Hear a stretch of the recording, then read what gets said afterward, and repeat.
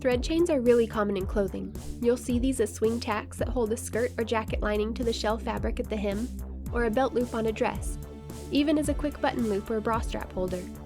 But the trick to make them is not so common, which is strange because it's so easy. Here's how you do it. Start by knotting the thread into the garment where you want the thread chain to start. Now make another little stitch, but don't pull the thread all the way through. Instead, reach through the loop and pull the thread into another loop, tightening the first loop around the new one. Continue forming new loops until the chain is as long as you want. With a little practice, you'll get really fast. When you're done, put the needle through the last loop and tighten it to secure the chain.